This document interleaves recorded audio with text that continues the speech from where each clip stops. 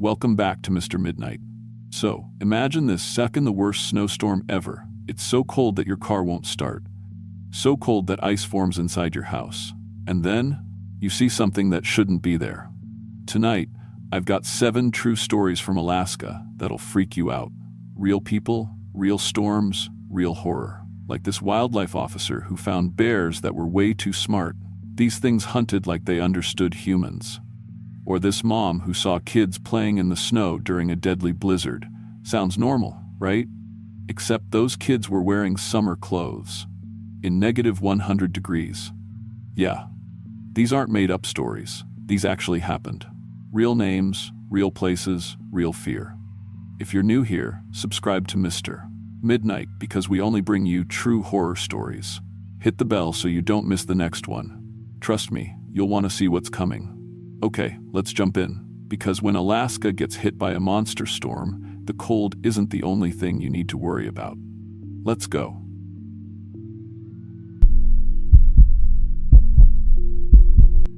My name is Lisa Chen, and I've been working as a commercial plumber for 4 years now. I specialize in Arctic installations, the kind of work most people think is crazy. Pipes that need to work when it's 50 below outside. Heating systems that literally mean the difference between life and death. I got into this line of work because my dad always said someone's got to keep the heat running up north, and it pays well enough to make the cold worth it. But what happened on December 8th, 2023, in the tunnels under Barrow Hospital changed everything I thought I knew about what lives beneath the ice. This is my story, and it's completely true. I've handled some tough jobs before. Burst pipes in schools during January cold snaps, emergency repairs on oil rig heating systems. I even spent 3 days fixing pipes in an abandoned mining facility where the temperature never got above 0. My supervisor always said I was the best they had for the really bad calls, the ones where people might die if the heat goes out.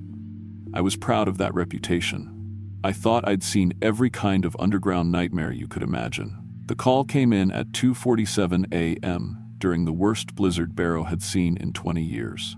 The temperature was hitting negative 105 degrees Fahrenheit. That's the kind of cold that kills you in minutes if you're outside without protection. The hospital's main heating pipes had burst throughout the building. Not just 1 or 2, but the entire system was failing. The head nurse on the phone sounded terrified. They had patients who wouldn't survive if the heat stayed off much longer. I grabbed my emergency kit and headed out in my truck. The roads were barely passable, even with chains and 4-wheel drive. The wind was so strong it felt like something was trying to push my truck off the road. Snow was coming down so hard I couldn't see 10 feet in any direction. When I got to the hospital, the staff looked relieved but worried. The building was already getting cold.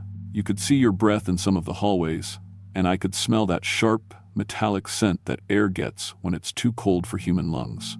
The maintenance supervisor, an older guy named Frank, met me at the basement entrance.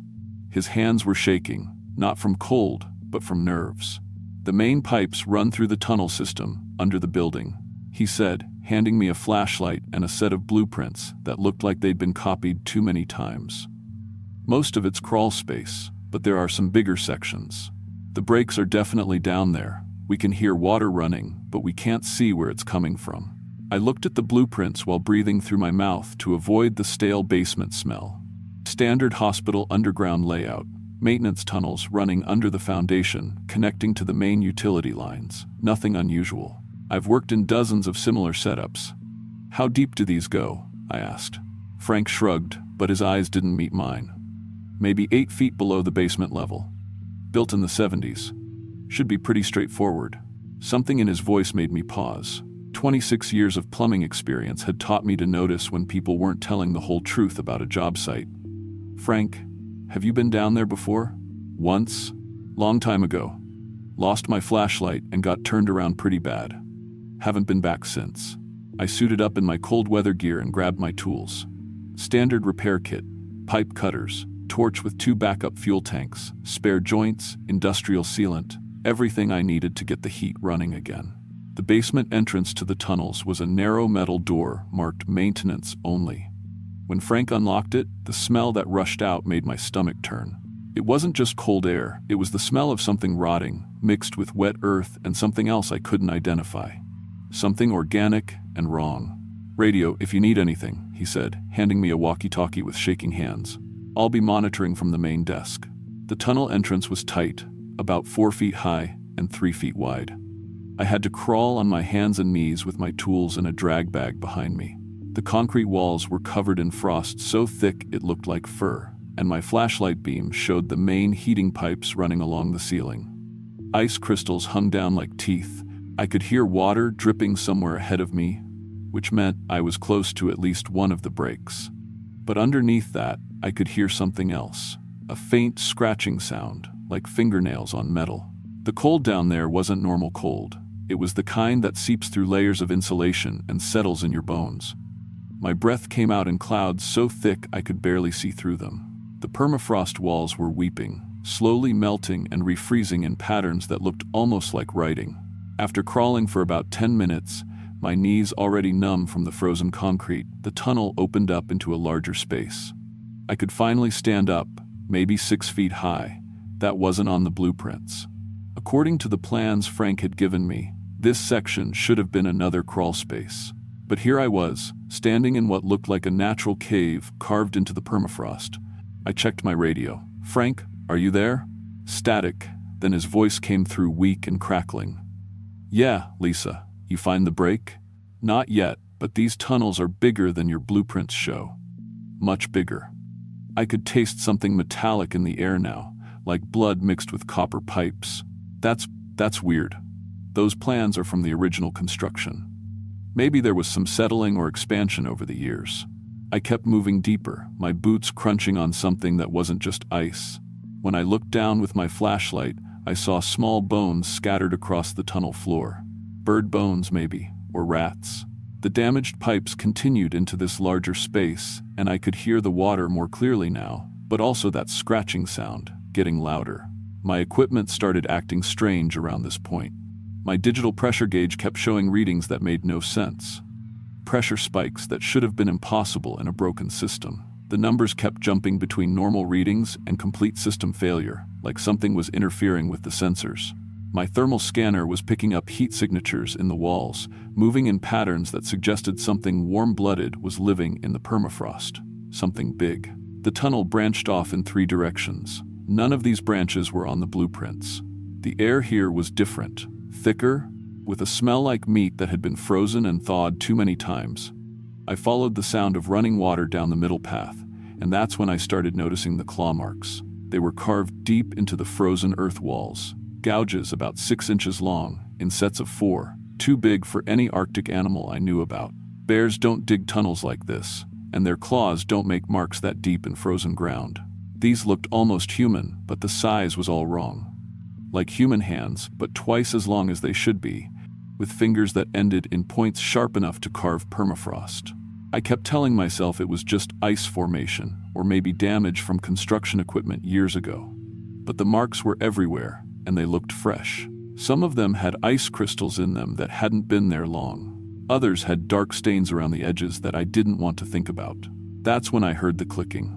It wasn't mechanical clicking, like equipment or pipes settling. It was rhythmic, deliberate, like Morse code, but faster and more complex. Click, click, click, pause, click, click, pause, click, click, click, click. It was coming from somewhere deeper in the tunnel system, echoing off the walls so I couldn't tell exactly where. But it sounded almost like language, like something was talking. I tried the radio again. "Frank, I'm hearing some strange sounds down here, almost like clicking noises. And Frank, these tunnels are way bigger than your plans show. Someone's been digging down here." The radio crackled with static, then Frank's voice came through broken and distorted. "Can't, barely, dangerous, get out." Frank, do you copy?" "What did you say about dangerous?" "Nothing but static." My radio was getting no signal at all now, even though I was only maybe 100 feet underground. The static had a weird quality to it, almost like there were voices in the white noise. These tunnels were interfering with the radio somehow, or something down here was. I found the first pipe break in a chamber that definitely wasn't on any hospital blueprint. This room was huge, maybe 20 feet across and 12 feet high. Someone or something had carved this space out of the permafrost, and they'd been working at it for a long time. The walls were smooth, almost polished, and covered in more of those claw marks. But these weren't random scratches. They were organized, almost like decoration. Or maybe territory markers. The heating pipes ran across the ceiling, and I could see where they'd burst from the pressure changes. But that wasn't what made me freeze up with fear and nearly drop my flashlight. The floor was covered with bones. Human bones. I know because I've seen enough hunting accidents and industrial injuries to recognize human remains. These were arranged in neat piles against the walls. Some were old, yellowed, and brittle like they'd been there for years. Others looked fresh enough that there were still frozen bits of tissue clinging to them, dark red against white bone. All of them showed the same kind of marks. Bite marks from something with multiple rows of teeth like a shark, but bigger and arranged differently. I'm not a forensics expert, but I've seen enough death to know murder when I see it. These people had been eaten. Systematically. And whoever did it had been collecting bodies down here for a very long time. Years, maybe decades. The smell hit me then, rotting meat that had been frozen and thawed over and over. I gagged and tasted bile, but I couldn't stop looking at the bones. Some still had jewelry on them, wedding rings, a watch, a name tag that said Frank, but not my Frank. This Frank had been dead for a long time. I should have run right then, should have crawled back through those tunnels as fast as I could and called the police. But the clicking was getting louder, coming from multiple directions now. And I realized something that made my blood freeze colder than the air around me. This wasn't just one chamber. The clicking was echoing from a whole network of spaces, connected by tunnels that weren't on any city planning map. These tunnels connected to more rooms, carved out under the entire town of Barrow. I got my welding torch ready and tried to work on the pipes with shaking hands. My fingers were so numb I could barely operate the tools, and the torch flame looked tiny and weak in the vast darkness around me. The breaks weren't from pressure or cold. They'd been deliberately damaged. Cut with something sharp and strong, like claws that could slice through metal pipes like they were made of paper. That's when the clicking stopped. In the sudden silence, I could hear breathing that wasn't mine. Slow, deep breathing coming from the tunnel entrance I'd used to get in. But it wasn't normal breathing. It was too deep, too slow, like something with lungs much bigger than human lungs. Something was between me and the way out. I turned my flashlight toward the sound and saw it. It had been human once, maybe a long time ago. But now it was something else entirely. Pale skin that looked almost transparent, stretched over a frame that was too long and too thin. I could see dark blood vessels underneath the skin, and its joints bent in ways that human joints shouldn't bend. Arms that reached almost to its knees, ending in fingers that were like human fingers but twice as long, with black claws instead of fingernails. Its eyes were gone, just empty sockets that somehow seemed to be looking right at me, but its head was tilted like it was listening to every sound I made. When it heard my flashlight click on, it opened its mouth. That's when I saw the teeth. Rows and rows of them, like a shark's mouth crammed into a human skull. They were stained dark with old blood, and when it breathed, I could smell the decay of everything it had eaten. And it started clicking, the same rhythm I'd been hearing. But now I could see it was some kind of language. It was talking to others, calling them. More clicking answered from the other tunnels, multiple voices, all around me. I wasn't alone with one of these things. There was a whole colony of them down here. I fired up my welding torch, and the creature recoiled from the light and heat like I'd hit it with acid. It made a sound like screaming, but clicking at the same time, and scrambled backward into the tunnel, faster than anything that size should have been able to move. I could hear others answering its calls, but they sounded farther away now. That gave me hope. Whatever these things were, they didn't like heat and bright light. Made sense if they'd adapted to living underground in the Arctic darkness. But my torch only had about 20 minutes of fuel, and I was trapped in their territory with at least 3 or 4 of them between me and the surface. I started moving toward a different tunnel, one where I hadn't heard clicking yet. My footsteps echoed weirdly in the carved-out chambers, and I realized the acoustic properties were all wrong. These spaces were designed. Someone had planned the layout to carry sound in specific ways, to let the creatures communicate across the entire tunnel network. The creatures weren't just living down here, they were smart. They'd engineered their hunting ground. I found another chamber, this one filled with what looked like tools. Crude but effective. Sharpened metal scraped from pipes and twisted into blades, shaped bones that had been carved into points, even some pieces that looked like they'd been stolen from construction sites over the years. Hammers with the handles replaced by human arm bones, saws with teeth filed to match their own. They'd been modifying the tunnel system for a long time, expanding it, connecting it to other buildings. But the worst part wasn't the tools, it was the fresh clothes, folded neatly in one corner. Recent clothes, a hospital orderly's uniform, a security guard's jacket. These things had been hunting people from the hospital. Recently, my equipment started picking up movement again. Multiple heat signatures converging on my position from different tunnels. They were coordinating, using their knowledge of the layout to surround me. The thermal readings were all wrong. These things were warm-blooded, but their body temperature was too low for human, even accounting for the cold environment. I had to get back to the hospital basement, but the way I'd come in was blocked. I checked my blueprints and tried to figure out which direction was up, toward the foundation. If I could find a vertical shaft or another maintenance entrance, maybe I could get out. But the clicking was getting closer, and I could smell them now. That same rotting meat smell, but worse, like it was coming from inside their bodies. I kept the torch lit and started moving through what I hoped was a path toward the surface. But every tunnel looked the same in the flickering torchlight. The walls seemed to press in closer, and I realized I was starting to panic. 26 years of experience in tight spaces, and I was losing it because of these things. The clicking started again, much closer this time. They were communicating about me, coordinating their attack. I could hear them moving through their tunnel system faster than I could travel, their claws clicking against the ice as they positioned themselves. They knew every passage, every shortcut, every dead end. I found another tunnel that sloped upward and followed it, trying to move quietly despite my shaking hands and the weight of my equipment. But I could hear them following me, not just one or two, but multiple creatures moving through their tunnel system. At least 6 different clicking voices, maybe more. A whole hunting pack. The tunnel led to another chamber, and this one had a ladder. Old metal rungs set into the wall, leading up to what looked like a maintenance hatch. I started climbing as fast as I could with my tools and torch, my numb fingers barely able to grip the frozen metal rungs. I was halfway up when the first creature entered the chamber below me, then another, then 3 more. They gathered at the bottom of the ladder, clicking at each other in what sounded like an argument, but also like they were coordinating. Like they were deciding whether to follow me up or wait for me to come back down. I could see them clearly now in the torchlight. They'd all been human once.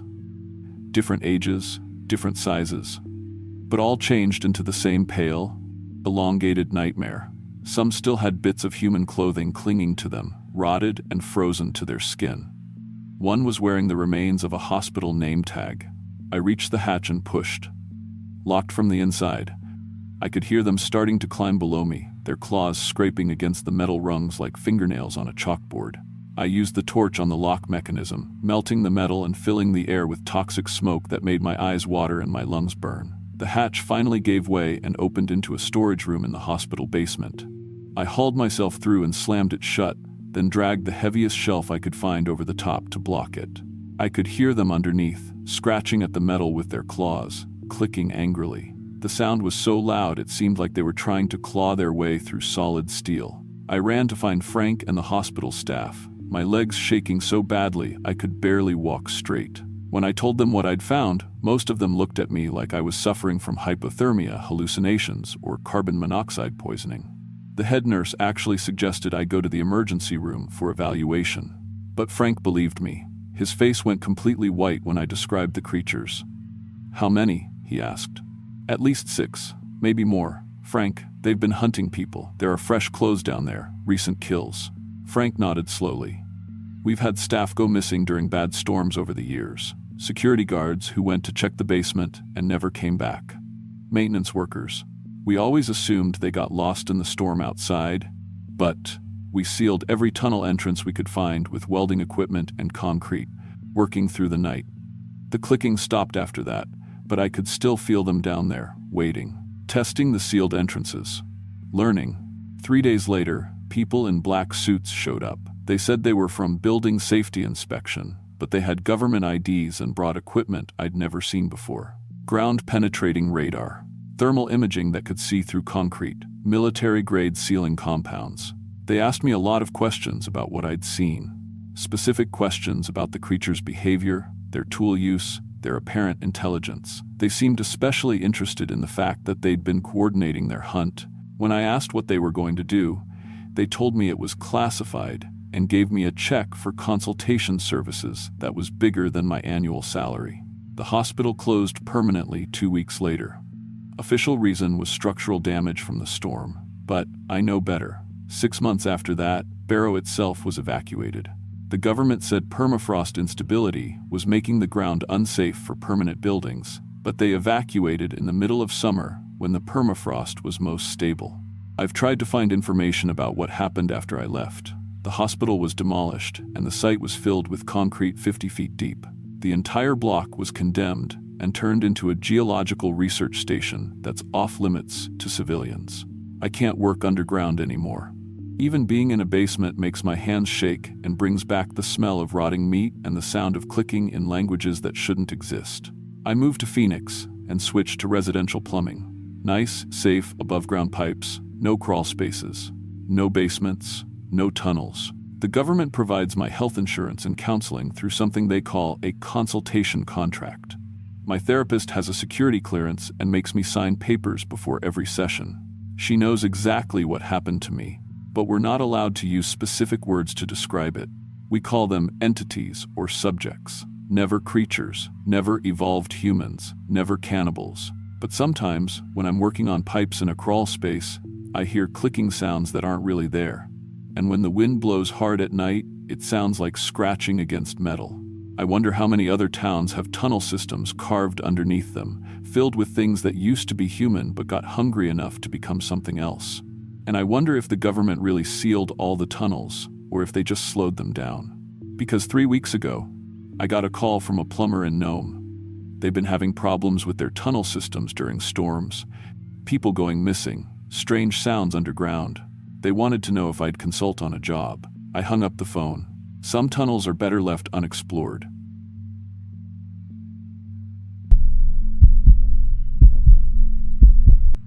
My name is Jake Morrison, and what I'm about to tell you happened 3 months ago during the worst blizzard in Alaska's recorded history.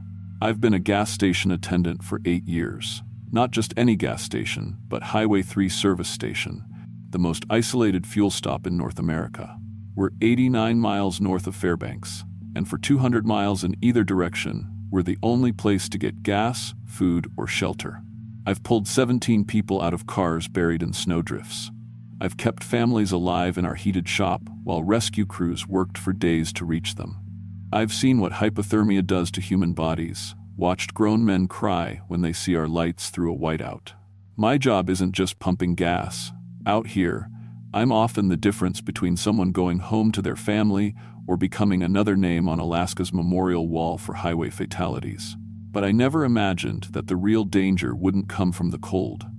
I never thought it would walk through my front door, shake the snow off its boots, and ask politely for something to eat.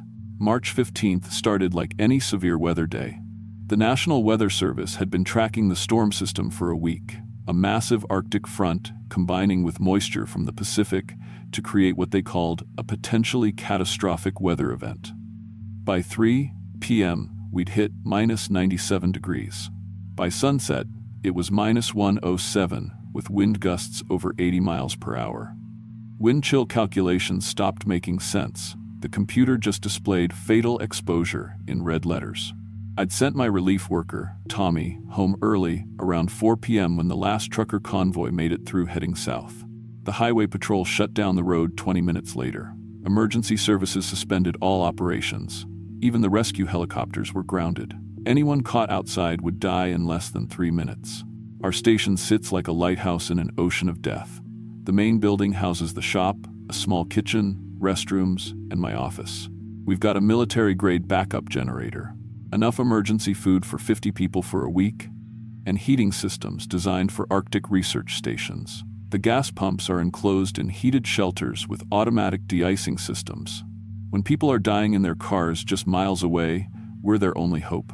I was checking the perimeter heaters at 11:47 p.m. when I heard it.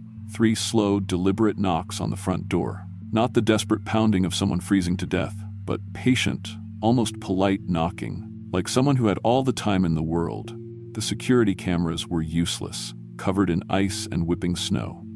Through the reinforced glass door, I could make out a dark shape swaying in the wind. Someone was out there, somehow still alive in conditions that should have killed them in minutes. I grabbed my emergency medical kit and unlocked the door, fighting the screaming wind to pull it open. A man stumbled inside. If you could call him a man. He was the most emaciated human being I'd ever seen. His clothes hung off him like rags on a scarecrow, and his skin had a waxy, grayish pallor that didn't look like frostbite. But his eyes were alert, focused, and hungry. "Thank you," he whispered, his voice like wind through dry leaves. "I've been walking for so long. I'm so very hungry." I helped him to a chair by the coffee machine and went to get him food. He wasn't shivering, strange for someone who'd been outside in lethal cold. But I figured he might be in the late stages of hypothermia, where you stop feeling cold altogether. I brought him hot coffee, a sandwich, chips, and a hot dog from the roller grill. He tore into the food like an animal, not eating, devouring. The sandwich disappeared in 3 massive bites, then the hot dog, then the chips. All of it gone in under 2 minutes. When he finished, he looked up at me with those strange eyes and smiled. His teeth had been filed to sharp points. "More," he said simply. "Please. I'm still so hungry." I brought him another sandwich, more chips, another hot dog. He consumed those just as quickly. Then another round, and another. In 25 minutes, he'd eaten 14 sandwiches, 8 hot dogs, 6 bags of chips, and drunk 12 cups of coffee. It was physically impossible. No human stomach could hold that much food. But he kept asking for more, and his body language told me he was still starving. "Where's your car?" I asked, bringing him his 15th sandwich. "How did you get here?" He paused mid-bite and smiled that awful pointed-toothed smile. I walked. Been walking through the storm for hours, looking for food. He took another bite and chewed thoughtfully. Looking for meat. The way he said meat made my blood freeze. There was something dark and hungry in his voice, something that suggested he wasn't talking about the processed meat in the sandwiches. "What's your name?" I asked, edging closer to the phone behind the counter. "I don't remember my original name," he said, finishing the sandwich and licking his fingers with a tongue that seemed too long for his mouth. "I've been so many different people since I got really hungry. Really, truly hungry." I tried calling 911, but the phone lines were dead.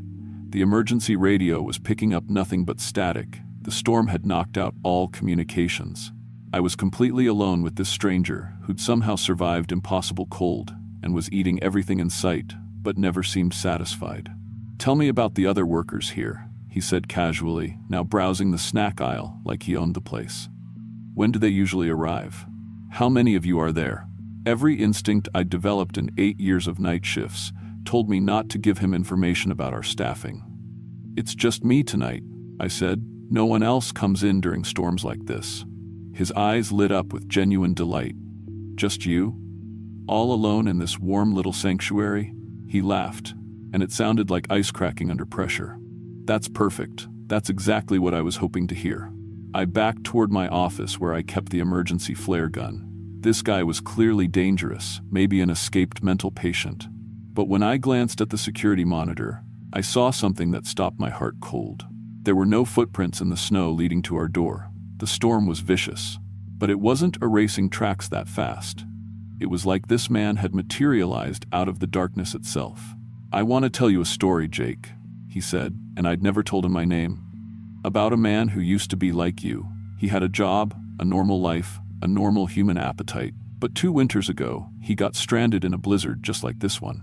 He was moving closer now, and his movements were wrong somehow, too fluid, like his joints bent in directions they shouldn't. His reflection in the store's mirrors seemed delayed, like it was struggling to keep up with his actual position. He found a family in a broken-down car, mother, father, 2 little children. They'd been dead for hours, frozen solid. His voice was getting deeper, more animal-like. But he was so hungry, so desperate to survive, so he did what he had to do. I reached the office door and turned the handle, but it wouldn't budge. The lock mechanism had frozen solid, something that shouldn't happen with our heating system running full blast. "He ate them," the man continued, and I could hear his footsteps changing, like he was no longer walking upright. "All of them. Started with the smallest one, easier to chew. And once you taste human meat, once you cross that line, you change. Your body changes, your needs change. I spun around to face him and almost screamed.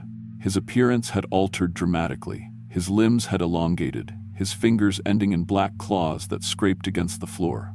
Most horrifying of all, his chest had become semi-transparent, and I could see his heart beating inside his ribcage. But it was black, and it was beating far too fast. "You become something else," he finished, his voice now a wet growl. "Something that's always hungry, always hunting." I knew what he was talking about now. My grandfather, who'd been born in a traditional Inupiat village, had told me the old stories. Warnings about people who turned to cannibalism in desperate times and became cursed, transformed into creatures of endless hunger. Wendigo? "The other attendants who worked here before you," he continued, circling me now like a predator. "Marcus disappeared in January 2022 during that ice storm. Rachel vanished in December that same year when the generator failed. Tommy, sweet young Tommy, he went missing just last month when he took an extra shift during that 3-day blizzard." My blood turned to ice. Tommy hadn't quit like management said. He'd been killed. They'd all been killed.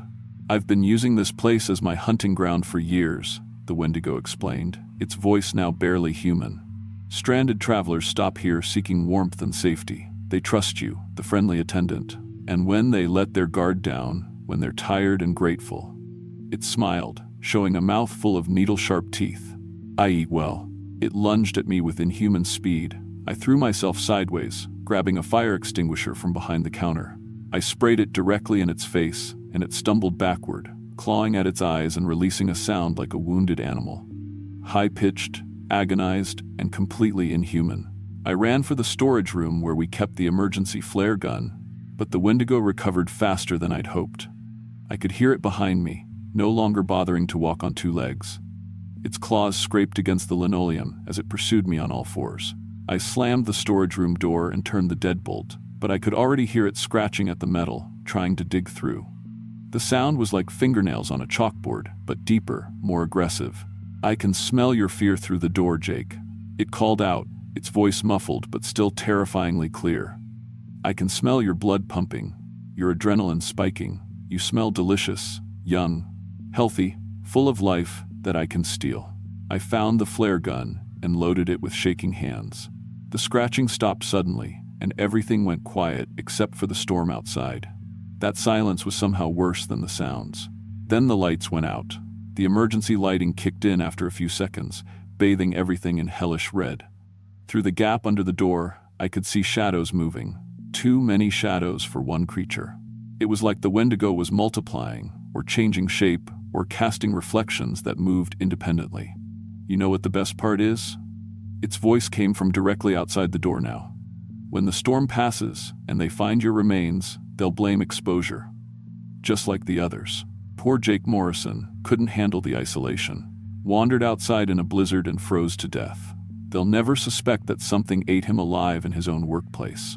The door exploded inward with tremendous force, splinters of wood and metal flying everywhere. The Wendigo stood in the doorway, no longer maintaining even a pretense of humanity.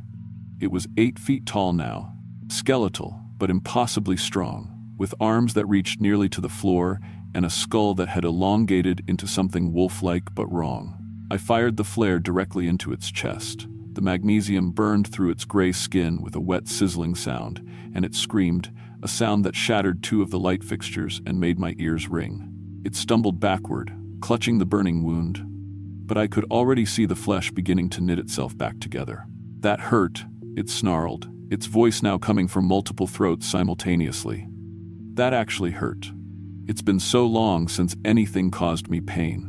Thank you for reminding me what that feels like. I'm going to return the favor." I had seconds before it recovered. The storage room had a small window that led to the back of the building. I smashed it with the empty flare gun and squeezed through, cutting myself on the broken glass as I dropped into snow that came up to my chest. The cold hit me like a physical blow. Even with my Arctic gear, I had maybe 15 minutes before hypothermia set in, but behind me, I could hear the Wendigo tearing the storage room apart, hunting for me. I grabbed the emergency survival pack from the generator shed and ran into the storm. The wind was so fierce it knocked me down repeatedly, and the snow was so thick I couldn't see my own hands. But I knew there was an abandoned logging camp about a mile north. If I could reach it, maybe I could find shelter and something to defend myself with. The Wendigo's howls echoed behind me, cutting through the storm like air raid sirens. It was following my trail through the snow, and from the sound of it, moving much faster than should be possible. I reached the logging camp just as my legs were giving out from exhaustion and cold. My fingers were already numb, and I couldn't feel my feet at all. The main building's door was frozen shut, but I managed to kick it open and stumble inside. The camp had been abandoned for 15 years, but there was still equipment scattered around, including an old chainsaw hanging on the wall and several cans of fuel for the cutting equipment. I'd operated chainsaws during summer jobs in high school. This one was an older style model, but it started on the fourth pull. The Wendigo hit the building like a freight train. The entire structure shook, and boards started splintering. Through the walls, I could hear it circling the building, testing for weak points, making that awful, multi-throated growling sound. "I can smell your blood, Jake," it called from outside. "You cut yourself on the window glass. That beautiful red blood is calling to me through the wood. I can taste it already." It found the weak point, an old loading door on the building's north side. I heard the hinges snap under tremendous pressure. The Wendigo squeezed through the opening, and in the dim light filtering through the broken roof, I got my first clear look at what it had become. It wasn't just one creature anymore. Parts of its body seemed to phase in and out of existence, like it existed in multiple dimensions simultaneously. I could see faces in its torso, the faces of people it had consumed, still conscious, still screaming silently from inside its body. Tommy's face was there, eyes wide with terror and mouth open in a scream no one could hear. "Do you see them?" the Wendigo asked, noticing where I was looking. "Do you see my collection?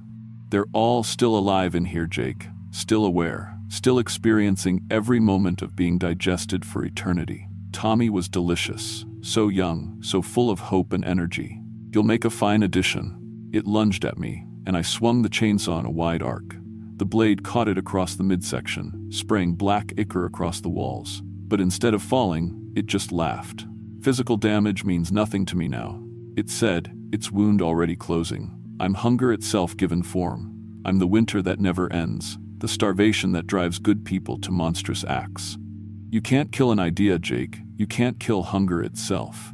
But I'd noticed something during my attack. When the chainsaw hit it, the faces in its torso had flickered, become more solid for just a moment, like they were trying to break free. I revved the chainsaw and drove it deep into its chest, right where Tommy's face was visible. The Wendigo screamed, but this time there was something different about the sound. Pain, yes, but also surprise. Tommy's face became clearer, more three-dimensional. His mouth moved, forming a single word: fire. I understood. I emptied the fuel cans across the floor and walls, while the Wendigo writhed on the ground, trying to pull the chainsaw from its chest. When I lit the emergency road flare and dropped it into the fuel, the building erupted into an inferno. But this wasn't ordinary fire. As the flames consumed the Wendigo, something extraordinary happened.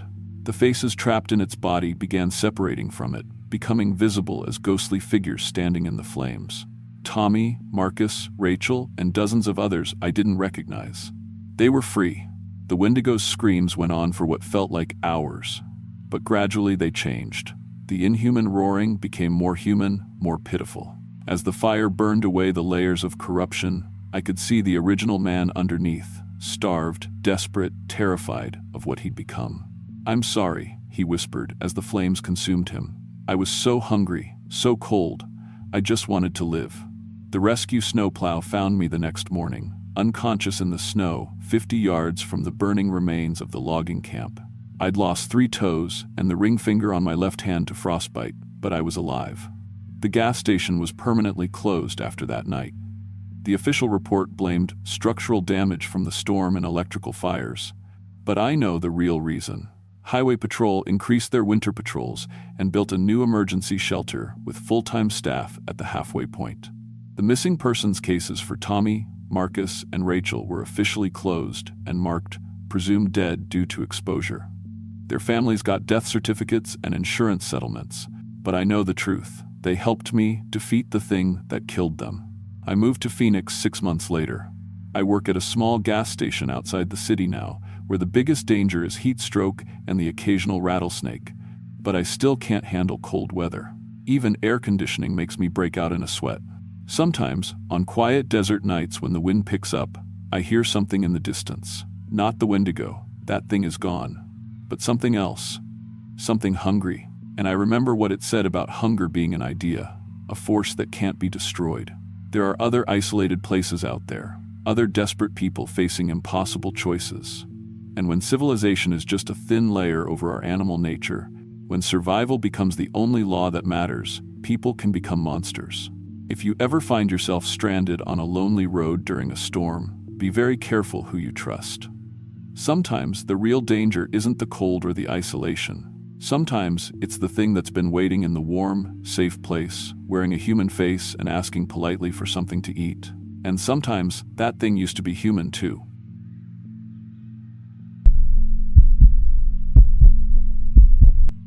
My name is David Parker. I was an Uber driver in Anchorage for 4 years before what happened on November 27, 2023. The doctors here keep asking me to tell this story, over and over, like maybe if I say it enough times it'll stop being true. But it won't, because some things that happen in Alaska during the worst storms, they don't follow normal rules. I need you to understand something first. I wasn't some paranormal believer or conspiracy nut. I was a guy who knew every pothole on every street in this city. I'd driven through dozens of blizzards, helped stranded motorists, dealt with drunk passengers trying to grab my wheel. In 4 years, I thought the worst thing I'd face was maybe a robbery or a car accident. I should have quit driving when the temperature hit -60 that night. The storm started normal enough. Thanksgiving weekend, most smart drivers had gone home by Friday evening when the weather service started using words like catastrophic and unsurvivable. But I wasn't smart. I was desperate. My ex-wife Sarah was threatening to take me back to court over missed child support, my landlord was talking eviction, and my credit cards were maxed out. When surge pricing hit 4.8x normal rates, I couldn't walk away. My 2018 Honda Civic had studded tires and a full tank. I figured I could handle a few more rides before the city shut down completely. By 8 p.m., the temperature had dropped to -52 degrees, and the snow was falling so hard my headlights barely penetrated 3 feet ahead. That's when I got the ping that changed everything. The pickup request came in at 8:47 p.m. The location pin dropped right in the middle of what looked like Elderberry Park. But when I zoomed in on my map, I could see it was just an empty field. No buildings, no parking lot, just snow. I tried to cancel the ride, thinking it was a GPS glitch, but my phone wouldn't respond. The passenger had already been charged, and my app showed their payment processing. Then the messages started coming. Please hurry. I've been waiting since 1951. That should have been my first warning, but I thought it was just someone making a joke about how long they'd been standing in the cold. I drove to the coordinates, my wipers fighting the snow every second. My dashboard showed the outside temperature dropping to -58 degrees. But somehow my heater was working perfectly, maybe too perfectly. The air coming from my vents felt warm enough to make me sweat. When I pulled up to the location, I saw her. An elderly woman stood exactly where the GPS pin had marked. She looked maybe 70, wearing a long wool coat that seemed too thin for this weather, with gray hair pinned back and wire-rimmed glasses. What bothered me wasn't that she looked normal, it was that she looked times comfortable *. No shivering, no urgency to get out of the storm. She stood there like she was waiting for a bus on a sunny spring day. "Thank you for coming," she said as she got in my back seat. Her voice was soft, polite, with a slight accent I couldn't place. "Could you take me to 1247 Willow Street, please? It's just past the old Woolworths downtown." I input the address, but my GPS started showing me a route that didn't make sense. It wanted me to turn down streets I'd never heard of, through neighborhoods that looked wrong on the map. Roads that curved in ways Anchorage roads don't curve, through areas that showed as empty lots on my navigation system. "Ma'am, are you sure that's the right address? I've lived here my whole life, and I don't think there's a Woolworths." "Oh yes, dear. Harold and I moved there right after we got married in 1950. It's a lovely little house with blue shutters. You can't miss it." I'd lived in Anchorage for 32 years. There hadn't been a Woolworths in downtown since before I was born. But I followed the GPS anyway, because that's what you do. The route took me down roads that seemed to exist, but felt wrong somehow. The street signs were different, older style, different fonts, some in languages I couldn't read. My odometer was spinning faster than it should have been. In 20 minutes of driving, it showed I'd traveled almost 60 miles, which was impossible given the route and the storm conditions. During the drive, she talked about her husband Harold, who worked at the railroad yard, and how excited she was to get home because he'd be worried sick. She mentioned the storm being unusual for November, but then said something that made my blood run cold. Usually, the bad storms don't hit until after Christmas. Harold says this one reminds him of the big storm in '51, when all those people froze to death, waiting for help. The storm in '51? I asked, looking at her in my rearview mirror. Oh yes, terrible thing. Dozen people died that night, including that poor Uber driver who got lost trying to help folks get home. Uber didn't exist in 1951. It wasn't even founded until 2009. When I tried to point this out, she just smiled sweetly and said, "Oh, there have always been drivers willing to help people get home, dear. Some longer than others." We reached her destination, a small house with blue shutters that looked like it had been built in the 1942. The architectural style was completely wrong for the neighborhood, and the house number was painted in an old-fashioned font that didn't match any other house on the street. She handed me exact change, bills and coins that felt strange in my hands. The paper was thicker than modern money, and the coins were heavy and cold. She thanked me and walked to the front door, which opened before she even reached it. A man in suspenders and a white shirt, Harold, I assumed, greeted her with a smile. I looked down at the money in my palm. The bills were dated 1952, and as I watched, they started to fade like old photographs left in sunlight. Within 30 seconds, they had completely disappeared. When I looked up, the house was gone. Just an empty lot covered in fresh snow, like no one had been there in decades. My phone was already buzzing with another ride request. The second pickup was at Anchorage Memorial Cemetery. 4 passengers this time, a family. The pin was dropped right between 2 rows of headstones, which should have been my second red flag.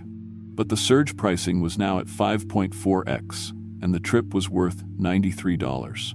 I needed that money. I found them standing in the snow near a memorial wall. A man, woman, and 2 children who looked maybe 8 and 10. They were dressed in clothes from the 1972. Bell-bottom jeans, wide-collared shirts, the father wearing a leather jacket with fringe. The children were excitedly talking about finally going home. "Thank you so much for coming," the father said as they got into my car. "We've been trying to get home for such a long time. The kids are getting anxious." They gave me an address on the east side of town, but again, my GPS showed me routes through streets that didn't appear on any official map. During the drive, the family talked about their lives with an odd mixture of clarity and confusion. The mother mentioned shopping at stores that hadn't existed for decades. The kids talked about TV shows that went off the air in the '80s. Then the father started talking about the accident. "It was a night just like this," he said, his voice getting distant. "Coming back from Thanksgiving dinner at my sister's place. The roads were icy, visibility was terrible. I remember losing control of the car, sliding into oncoming traffic. There was this moment where everything went slow, and I knew we weren't going to make it." "When was this?" I asked, though part of me already knew the answer. "November 28th, 1978, the mother said. "We were supposed to be home by 8 o'clock. The kids had school the next day." I checked my dashboard clock. It was 9:23 p.m. on November 27th, 2023, exactly 45 years to the day. "But we're going home now," the little girl said from the back seat. "We're finally going home." When we reached their destination, they all got out and walked toward a house that looked straight out of the '70s. Earth tones, wood paneling visible through the windows, a station wagon in the driveway that should have been rusted to nothing decades ago. I watched them approach the front door, the children running ahead in excitement. But just as they reached the entrance, they all stopped, turned around, and looked directly at me. Their faces had changed. Their eyes were hollow, their skin pale and waxy. They mouthed a single word in unison: "Help." Then they faded away like morning mist. My phone buzzed immediately with the next request. That's when the pattern became clear. And I realized I was trapped in something I couldn't understand or escape. Over the next several hours, I picked up passenger after passenger, all from different time periods, all victims of storms and accidents spanning decades. A construction worker from 1987 who fell through ice while walking home from a late shift. A college student from 1995 who got lost in a whiteout and froze to death 3 blocks from her dorm. An elderly man from 2003 who had a heart attack while shoveling his driveway and died alone in the snow. Each ride, my car grew older. The interior aged visibly, the seats cracking, the dashboard warping, the radio picking up stations that had been off the air for years. My hands looked more weathered every time I gripped the steering wheel. My reflection in the rearview mirror showed a man who was aging months in minutes. But the worst part was realizing that some of my passengers were from that very night, people who had died in the current storm, just hours or even minutes earlier. A woman who crashed on the Glen Highway at 7:30 p.m., a man who suffered a heart attack while pushing his car out of a ditch at 8:15 p.m. I was collecting the fresh dead, delivering them to the moments of their deaths, watching their final seconds play out over and over. I tried everything to break free. I attempted to turn off the car, it restarted itself. I tried to get out, the doors locked automatically. I called 911, my ex-wife, my boss, my phone only connected to the Uber app.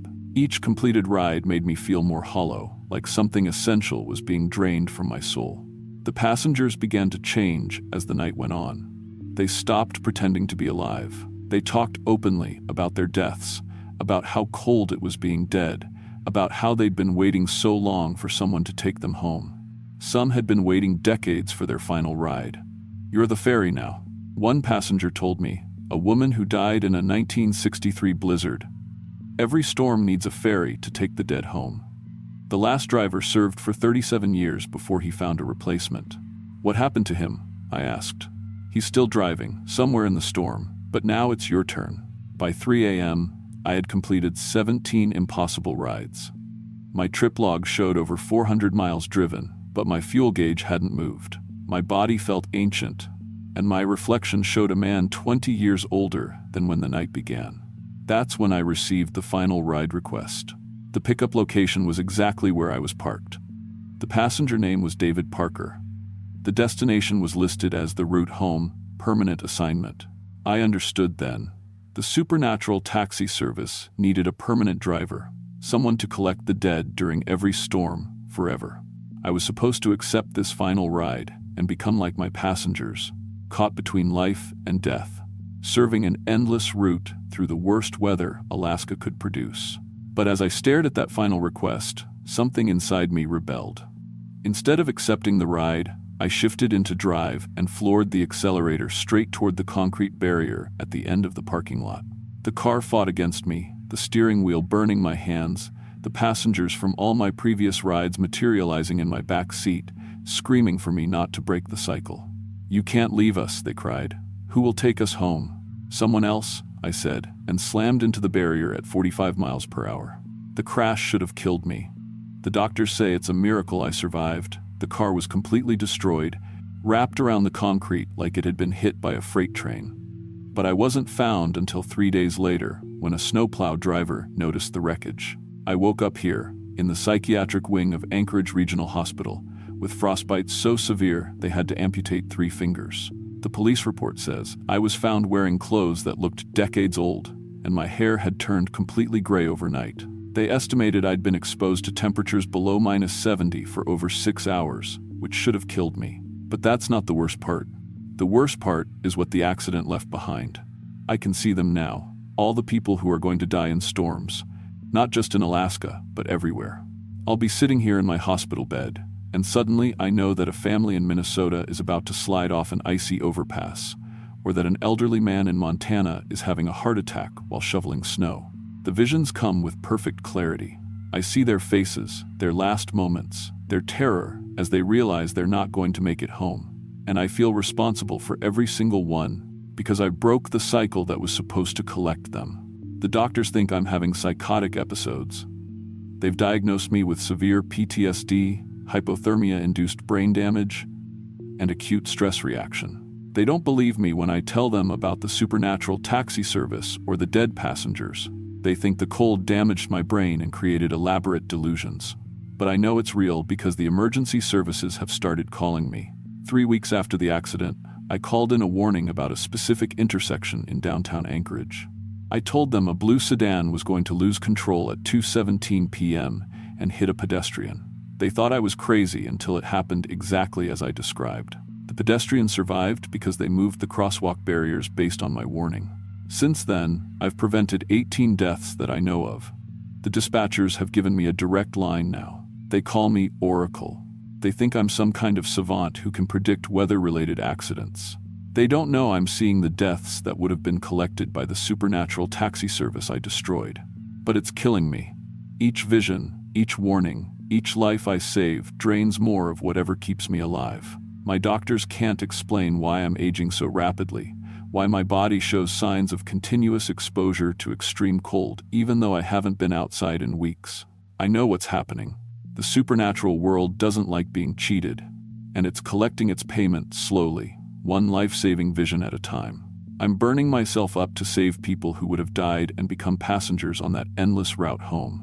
Sometimes, late at night when the hospital is quiet, I can hear my phone buzzing with new ride requests. The nurses think it's phantom sounds from my brain injury, but I know better. The dead are still out there, still needing rides home, and they're angry that their ferry abandoned them. Last night, during the worst blizzard we've had since November 27th, I saw her in my hospital room window. The elderly woman from my first impossible ride, still in her wool coat, still looking comfortable in the storm. She pressed her face against the glass and mouthed words I could understand perfectly. "The route is still running, dear, and we're still waiting for you to come home. The doctors say I'll be released next week. They think I'm stable enough to live on my own, with medication and regular therapy sessions. They don't understand that there's nowhere I can go where the dead won't find me. Because here's what I learned that night, what the doctors refuse to believe. Some jobs in Alaska never let you quit. Some routes never end. And some passengers will wait forever for their ride home. The supernatural taxi service is still running. It's just that now, instead of one permanent driver, it's recruiting temporary ones.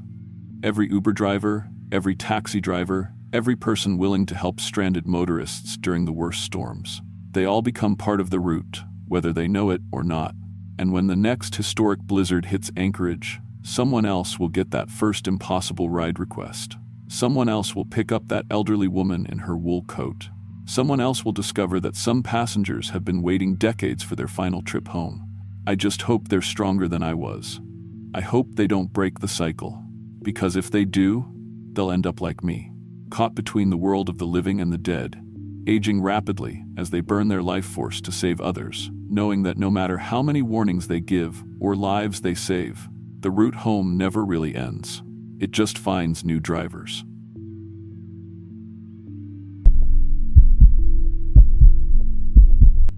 My name is Jessica Williams, and for 3 years, I made my living watching rich people's houses while they escaped Alaska winters. The pay was good, the work was easy, and I told myself I was providing a valuable service. I was wrong about the easy part. What I discovered at the Bancroft place during the December 2023 blizzard wasn't just horror. It was the realization that some of us are willing to become monsters to survive, and others are just food. Here's what they don't tell you about house sitting in Alaska. You're not watching the house, you're feeding it. The Bancroft job came through Sarah Chen, my regular contact at Premier Property Services. A month-long assignment over the holidays, double my usual rate. The owners were spending Christmas in Maui while I babysat their 1,920 seconds mansion in Eagle River. Perfect for someone who doesn't mind isolation, Sarah said. She was smiling when she said it. I should have asked why. I drove out on December 18th as the weather service started issuing serious warnings. Historic blizzard incoming, temperatures dropping to -95, winds hitting 140 miles per hour, duration unknown. But I'd weathered worse storms and flimsier houses.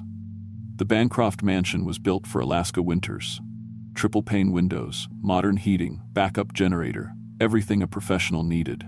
Mrs. Bancroft met me at the door, elegant woman in her 70s, wearing enough jewelry to buy a small car. She walked me through the house with obvious pride. Hardwood floors that creaked pleasantly underfoot, fireplaces in every room, vintage fixtures that belonged in museums. "The house has been in our family since it was built," she mentioned. "It's very good at keeping warm." The way she said, "keeping warm," stuck with me, like the house was actively involved in the process. She left me detailed instructions about the heating system, generator maintenance, and emergency procedures. Professional stuff, clearly written by someone who'd done this before. At the bottom, in different handwriting, was a note. "If house temperature drops unexpectedly, do not investigate. Call emergency number immediately." I laughed at that. What kind of heating problem couldn't a competent adult handle? I had 3 years of experience with frozen pipes, electrical failures, generator breakdowns. I was proud of my troubleshooting skills. That pride lasted exactly one night. I woke up around 3 a.m. absolutely freezing, the kind of cold that makes your bones ache. But the bedside thermometer read 72 degrees, and I could hear the heating system running full blast. My breath was visible in the air above my face. In the hallway, the digital thermostat displayed normal temperatures, but ice crystals were forming on the inside surface of the windows.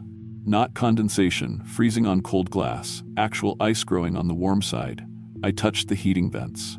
Warm air flowing freely. But somehow the house was getting colder by the minute. That's when I started paying attention to the sounds. Every house has its settling noises, but these followed a pattern. A rhythmic creaking that matched my heartbeat exactly. When my pulse quickened from the cold, the house sounds sped up with it. When I tried to calm my breathing, the creaking slowed to match. I went to check the basement furnace. Everything looked normal. Modern gas system, clean filters, no error codes. But the basement felt 20 degrees colder than the rest of the house. As I climbed back upstairs, the floorboards creaked in a specific sequence. ...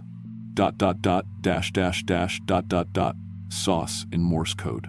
Then, a longer pattern that spelled out JESSICA.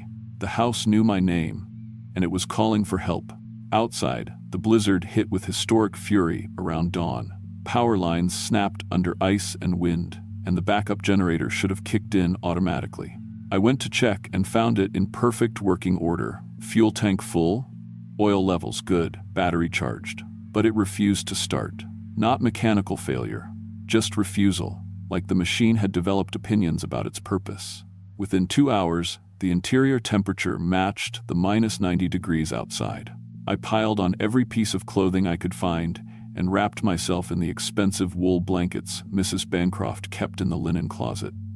But this cold felt different from normal winter cold. It seemed to pull heat directly from my skin, like the house itself was absorbing my body warmth faster than I could produce it. That's when I found the basement room Mrs. Bancroft hadn't mentioned. Behind the furnace was a door painted to match the wall, nearly invisible unless you were looking for it. The handle was warm to the touch, which seemed impossible in a house this cold. Inside was a narrow staircase leading down to a chamber I hadn't seen on any of the building plans. The air down there was actually warm, not just comfortable, but tropical. Like stepping into a greenhouse, I could hear machinery running. Not the house furnace, but something older and more complex. The sound of pipes carrying fluid under pressure. The chamber was circular, carved from solid bedrock. The walls were covered with brass pipes and vintage gauges, all connected to a central boiler that glowed with intense heat. But the horrifying part wasn't the machinery. It was the 47 chairs arranged in a perfect circle around the central boiler. Each chair had leather straps on the arms and legs, and a small brass nameplate. House sitter, followed by dates spanning from 1924 to 2022. Some chairs showed obvious wear, leather cracked from repeated use, metal fittings polished smooth by struggling hands. Others looked almost new. On a small table near the entrance, I found a leather-bound logbook. The entries were written in different hands, spanning nearly a century, but the story was consistent. The house had been designed by Harold Bancroft as a thermal harvesting system. He'd discovered something living in the natural hot springs beneath the property, something that could provide unlimited heat in exchange for a specific type of fuel. Human body heat, extracted slowly, over days, while the victim remained conscious. The early entries were clinical, almost scientific: temperature readings, extraction rates, optimal harvesting schedules. Later entries became more personal. House sitters who'd arrived confident and professional, gradually realizing they were livestock. Their final entries, written as hypothermia set in, ranged from desperate pleas to rage to acceptance. The last entry, dated December 2022, was in shaky handwriting. Day 6. Can't feel my fingers anymore. House is so hungry. Always so hungry.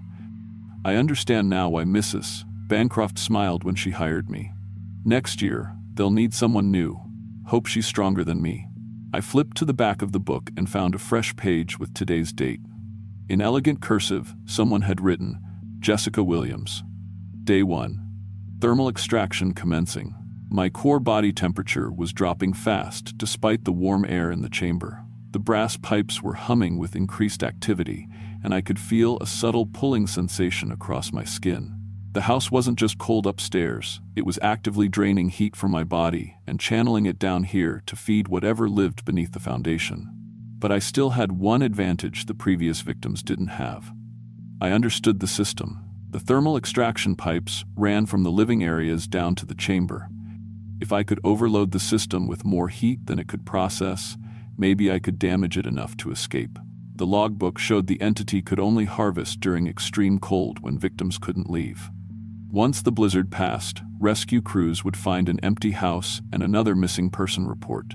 Unless I fought back, I climbed back upstairs and started systematically destroying the house. Every stick of antique furniture went into the fireplaces. Oak chairs, mahogany tables, priceless artwork. Anything that would burn hot and fast. I built roaring fires in all 6 fireplaces simultaneously, feeding them with Persian rugs, silk curtains, leather-bound books. The house fought back immediately. Pipes burst throughout the building, flooding rooms with water that turned to ice within minutes. The electrical system sparked and failed, plunging everything into firelight. Windows cracked from rapid temperature changes, letting in screaming wind and snow. The walls themselves began to groan and shift, like the house was a living thing in pain. From the basement chamber came sounds I'll never forget. Not quite human screams, but something ancient and starving expressing absolute rage at being denied its meal. The thermal extraction system was overloading, trying to process the massive heat output from my fires while maintaining the cold necessary for harvesting. I used an antique fire poker to smash every brass gauge and pipe fitting I could reach in the basement. Superheated steam filled the chamber, and the screaming from below grew louder. The supernatural cold that had sealed all the exits began to weaken as the system failed. But breaking the machine wasn't enough.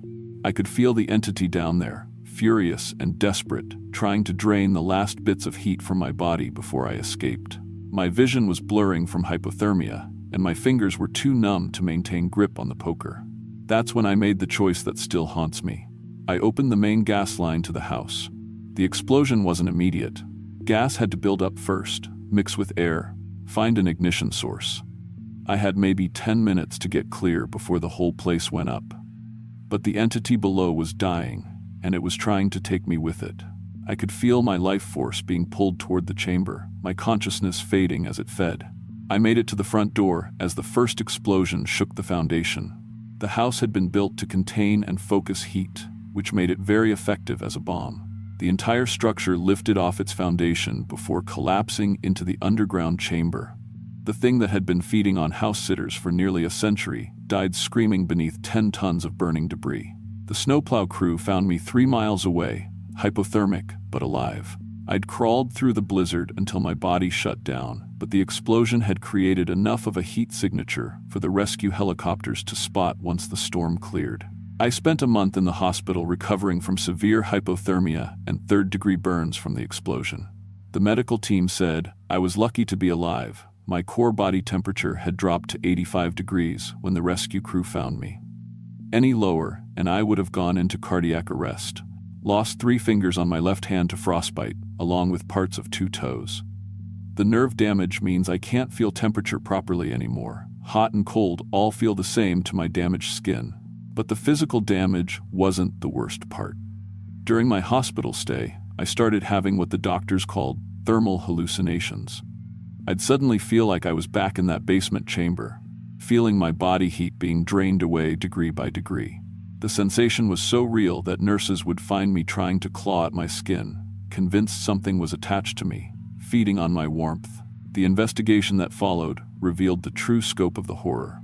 47 missing persons cases spanning 8 decades, all connected to house-sitting jobs at the Bancroft mansion. When FBI investigators excavated the blast site, they found human remains in the underground chamber, not just bones, but perfectly preserved bodies maintained by the supernatural cold. Each victim had died from hypothermia despite being indoors, their body heat slowly extracted over days while they remained conscious. The current Mrs. Bancroft claimed complete ignorance during questioning, but family financial records told a different story. Regular payments to something called thermal management services, dating back to 1924. Phone records showed monthly calls to the same number, a number that connected to Sarah Chen's direct line at Premier Property Services. When investigators went to arrest Sarah, they found her office completely empty. Not just cleared out, stripped down to bare walls, with no evidence it had ever been occupied. Security cameras showed her leaving the building on December 19th, carrying a single briefcase. She hasn't been seen since. The deeper the FBI dug, the more horrifying the conspiracy became. Premier Property Services wasn't just a front, it was part of a network of similar companies operating across Alaska, northern Canada, and Siberia, all targeting isolated workers during extreme weather events. House sitters, fire tower operators, research station personnel, anyone who worked alone in remote locations during winter.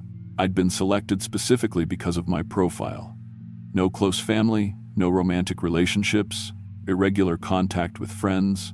I worked exclusively through online platforms, rarely meeting clients face to face. If I disappeared during the blizzard, it might have been weeks before anyone noticed I was missing. The victim selection process was disturbingly professional. Psychological profiles based on social media activity, financial desperation levels, family connection, strength. They'd been farming humans for nearly a century, and they'd gotten very good at it. But the most disturbing discovery came when investigators analyzed the thermal extraction system in the underground chamber. The technology was impossible, brass pipes and mechanical gauges that somehow tapped into geothermal energy while simultaneously draining heat from living beings. The engineering predated any known scientific understanding of thermodynamics, as if someone had made a deal with forces beyond human comprehension. Carbon dating on the oldest equipment showed it was installed in 1923. The same year, Harold Bancroft built the house. But geological surveys revealed the natural hot springs beneath the property had been artificially modified, carved into geometric patterns that resembled ancient ritual sites. Whatever Harold Bancroft had discovered down there wasn't just a heat source. It was something that had been waiting in the earth for someone desperate enough to feed it human warmth. But here's what keeps me awake at night, what the FBI reports don't mention because they couldn't prove it. I didn't just escape from that house. I became something else down there in that chamber. When the thermal extraction system was draining my body heat, I could feel the entity beneath the foundation. Not just its hunger, but its memories. Decades of previous victims, their final moments, their desperate attempts to escape, and underneath all that pain and terror, I sensed something else. The entity wasn't evil in any human sense. It was simply following its nature, feeding to survive, like a spider or a shark. The real evil was the Bancroft family, generation after generation choosing to feed human beings to their heating system rather than find alternative energy sources. They could have sealed the chamber, moved away, found some other solution. Instead, they built a business around murder because it was convenient. And when I made the choice to burn down that house, I felt something shift inside me. The same cold calculation that had let the Bancrofts sacrifice 47 people to stay warm. I chose to destroy that house, knowing there might be other victims in similar situations across Alaska. I chose immediate revenge over investigating the larger conspiracy. Part of me enjoyed it. Part of me loved watching that beautiful old mansion burn while the thing beneath it screamed in agony. I told myself I was saving future victims, but the truth is simpler.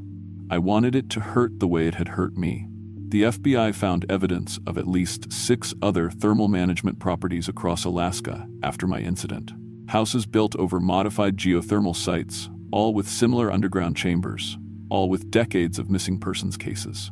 My explosion had triggered a federal investigation that shut down the entire network and brought justice to hundreds of families. But I could have called the authorities from that basement chamber, could have documented everything, built an airtight case, ensured every single perpetrator was prosecuted.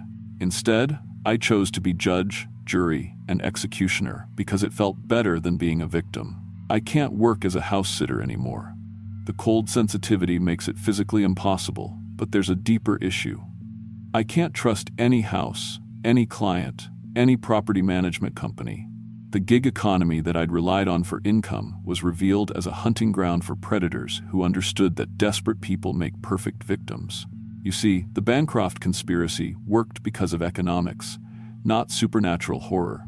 People like me, no steady employment, no family wealth, no safety net.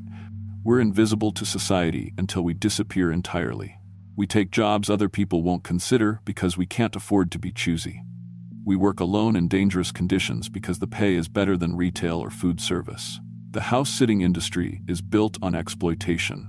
Wealthy clients demand 24/7 availability for part-time wages. They want someone desperate enough to live in isolation for weeks at a time, professional enough to maintain their property standards, but disposable enough that they won't be missed if something goes wrong.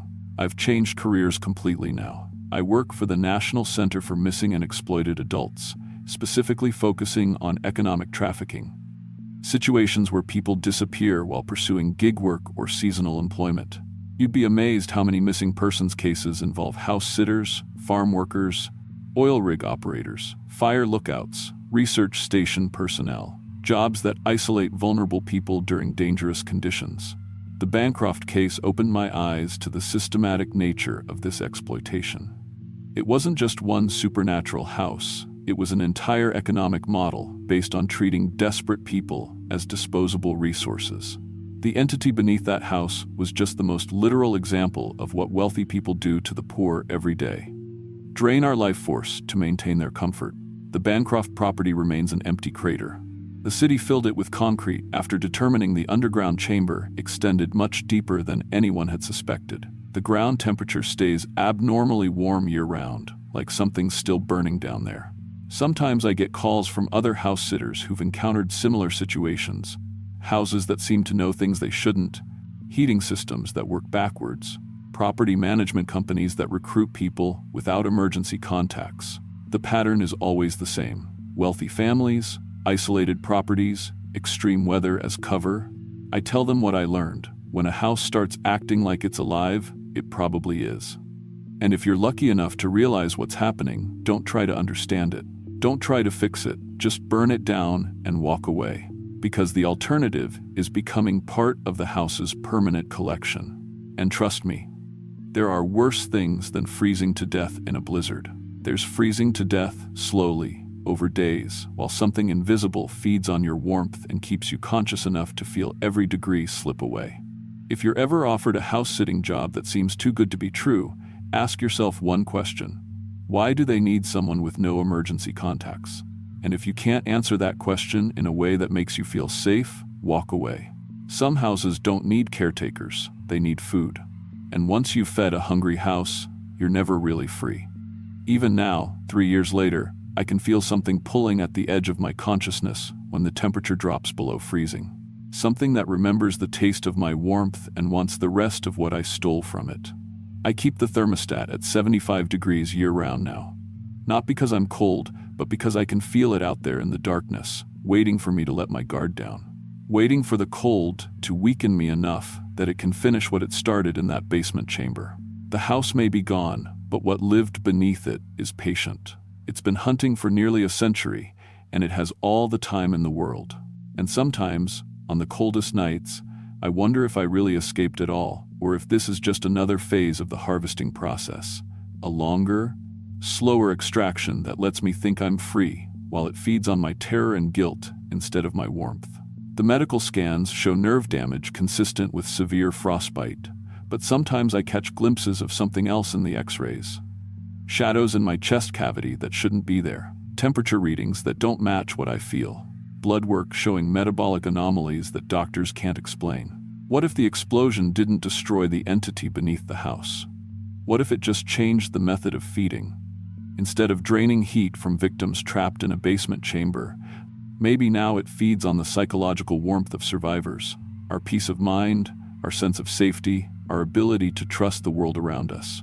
I keep detailed records now, daily temperature logs, mood tracking, sleep patterns, social interactions, looking for evidence that I'm still being harvested, just more subtly. The data shows concerning trends. My core body temperature runs 2 degrees lower than normal. My emotional responses are muted, like someone slowly turning down the intensity of my feelings. I'm becoming colder in every sense of the word. The only way to know for sure would be to go back to where the house used to stand. The city filled the crater with concrete, but I have the GPS coordinates. I could drive out there, check the temperature readings, see if anything's still alive beneath all that industrial filler.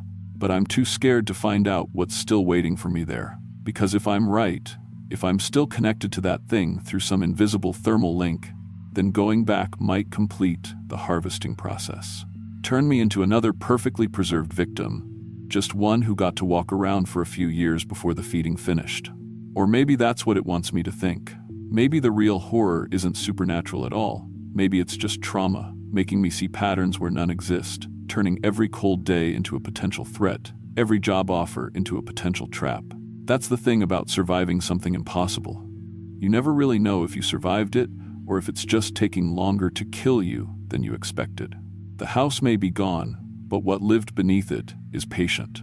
It's been hunting for nearly a century, and it has all the time in the world to finish what it started. And some nights, when the heating bill arrives or my bank account runs low, I catch myself browsing house-sitting websites again, looking at those isolated properties, those too good to be true opportunities, those clients who specifically request workers with no emergency contacts. Part of me wonders what would happen if I took another job like that. Whether I'm still connected enough to the feeding network to become a recruiter instead of prey. Whether the real escape from being livestock is becoming the farmer.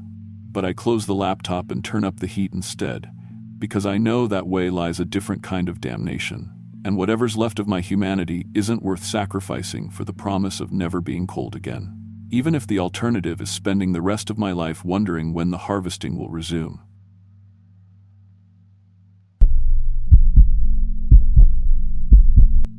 My name is Dr. Amanda Foster, and I need to tell someone what really happened during the February storms. The government made me sign papers, threatened my license, my freedom, everything. But people are dying, and they're covering it up. They call it climate-related wildlife mortality events. That's a lie. I've been a veterinarian for 6 years in rural Alaska. Not the kind with a nice clinic in Anchorage.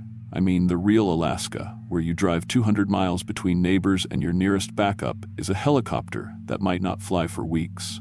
I chose this life because I wanted to help, wanted to serve communities that had no other options. My mobile clinic became a lifeline for homesteaders scattered across thousands of empty miles. You learn things out here that they don't teach in vet school. How to perform surgery when the power's been out for 3 days. How to calm a panicked dog owner whose animal might be their only companion for months. How to make life or death decisions when the nearest hospital is further away than some people drive for vacation. But nothing prepared me for Tom Henley's call on February 22nd. The storm had been building for 2 days. Weather Service was calling it a potentially historic blizzard event, minus 98 degrees, with winds gusting over 70 miles per hour. Smart people stay inside during weather like that. But when Tom's voice came crackling through my radio at 2:17 p.m., I knew I had to go. Doc Foster, you there?" His voice was shaking, which wasn't like Tom. The man had lived alone 40 miles from nowhere for 15 years, running sled dogs. Nothing rattled him. "I'm here, Tom. What's wrong?" "Static." "Then they're all dead, Doc. All 23 of them. But it's God? I can't explain it. You have to come see this." I should have asked more questions. Should have told him to wait until the storm passed. But Tom had never asked for help before, not once in the 3 years I'd known him. If he was calling, something was seriously wrong. The drive took 4 hours through conditions that should have been impossible to navigate. My mobile clinic is built for this. Reinforced chassis, emergency heating, full surgical equipment powered by a diesel generator.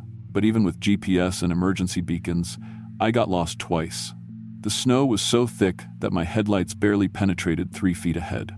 When I finally reached Tom's place, my blood turned to ice. 23 dogs lay in the snow, arranged in a perfect spiral pattern around the kennels. Not scattered like you'd expect from disease or poisoning. Deliberately placed, each animal exactly 8 feet from the next, forming an unbroken curve that spiraled inward to a single point at the center of Tom's yard. They all lay on their left sides, heads pointing toward the center. Even through the driving snow, I could see their eyes were wide open, staring at something in the middle of the spiral that wasn't there. Tom emerged from his cabin, and I barely recognized him. He'd lost maybe 20 pounds since I'd seen him last month. His skin had a gray, waxy quality, and his movements were too careful, like he was concentrating on appearing normal. Tom, Jesus, when did this happen? Found them this morning. They were fine yesterday, healthy, active, eating normally. Whatever killed them happened sometime during the night. I started toward the nearest dog, a Malamute named Bear, but Tom grabbed my arm. His grip was like ice, even through my insulated jacket. Doc, before you examine them, there's something else, something I should have told you when I called. He led me to his cabin. The interior was wrong somehow, too cold, like the heating hadn't worked in days, though I could hear the generator running. More disturbing were the scratches on the walls. Deep gouges in the wood, at about shoulder height, running in parallel lines. Tom, what happened to your walls? I don't remember making them. He said it so matter-of-factly that it took a moment to register. I've been having episodes, blackouts. Sometimes I come to and find things moved around or damaged. Yesterday, I woke up and found raw hamburger smeared on the kitchen table. I don't remember taking it out of the freezer. I pulled my examination kit from the truck, but my hands were shaking as I approached Bear's body. External examination showed no obvious trauma, no wounds, no signs of struggle, but when I rolled him onto his back, I gasped. His abdomen was distended, bloated like he'd been dead for days instead of hours. When I pressed gently, I could feel movement underneath the skin. Something shifting, writhing inside the body cavity. Tom, I need to get him into my lab immediately. My mobile clinic's interior was warm and sterile, equipped with everything needed for field surgery. But as soon as I made the first incision into Bear's abdomen, I knew I was looking at something that shouldn't exist. His abdominal cavity was full of worms, thousands of them. White, translucent parasites about the size of earthworms, but moving with coordinated purpose. They weren't randomly scattered through the tissue. They were organized, clustered in specific patterns, almost like a nervous system, I whispered. I drew blood samples and prepared slides for microscopic examination. The blood was pale, almost colorless, and teeming with smaller versions of the same parasites. But these weren't just swimming randomly. As I watched, they formed geometric patterns, sahunda, triangles, spirals, complex lattices that shifted and evolved like living fractals. The really disturbing part was how they reacted to stimuli. When I increased the microscope's light intensity, they moved away from the bright areas in perfect unison. When I warmed a section of the slide, they clustered toward the heat. They were demonstrating collective intelligence. Tom, have you been in direct contact with any of the dogs since you found them? Had to move a couple away from the kennel doors. Why? I was already preparing a blood draw kit. I need to check you for infection. The sample I drew from Tom's arm looked wrong even before I put it under the microscope. It was too thin, too pale, and it moved in the vial like it was alive. Under magnification, my worst fears were confirmed. His bloodstream was crawling with the larval form of the parasites. Hundreds of them, maybe thousands, swimming through his circulatory system like microscopic snakes. But that wasn't the worst part. The worst part was that as I watched, they began forming letters. H-E-L-P. Then W-E-A-R-E-T-R-A-P-P-E-D. I jerked back from the microscope. Tom, how long have you been feeling different? About 3 weeks. Started having cravings for raw meat. Been finding myself standing outside at night, even in the cold, just staring up at the sky. Sometimes I wake up and there are footprints in the snow leading away from my cabin, but I don't remember making them. My radio crackled with an emergency broadcast. All stations, be advised of multiple wildlife mortality events across sectors 5 through 9. State Health Department reports unusual die-offs affecting wolves, caribou, and domestic animals. Pattern suggests coordinated. The transmission cut to static. I tried to raise the emergency services, but my radio was dead. Satellite phone showed no signal. Even my GPS had stopped working. We were completely cut off. That's when Tom began to change. It started with his voice. He was telling me about the strange dreams he'd been having, but his words began to overlap, like he was speaking in harmony with himself. Then I realized he wasn't breathing between sentences. He just kept talking in that doubled voice while his chest remained perfectly still. "The cold preserves us," he said, and his voice was definitely coming from two sources now. "We've been waiting in the ice for so long. Climate change woke us, but the cold snaps bring us back. We need the temperature drops to complete our cycle." His eyes had gone completely white. Not clouded like cataracts, white like fresh snow, and they seemed to be reflecting light from somewhere inside his head. "Tom, listen to me. You're infected with a parasitic organism. I can treat this, but I need you to stay calm." He laughed, and the sound came from his throat and somewhere else simultaneously. "Tom isn't here anymore. He's sleeping while we use his body. But don't worry, Dr. Foster. Soon you'll understand. Soon you'll sleep too, and we'll use yours." I reached for the sedative in my emergency kit, but Tom moved faster than should have been possible. His hand closed around my wrist, and his skin felt like ice. Not cold, like actual ice, hard and crystalline. "Look outside," he whispered, and his breath was visible even in the heated cabin. Through the lab's window, I could see the storm had intensified, but the snow wasn't falling randomly anymore. It was moving in spirals, forming the same geometric patterns I'd seen in the blood samples. The entire blizzard was organizing itself around Tom's property. "We control the weather," Tom said. "We've always controlled it. The little ice age, the sudden freezes that killed the dinosaurs, that was us. We sleep in the permafrost until the planet gets too warm, then we wake up and make it cold again."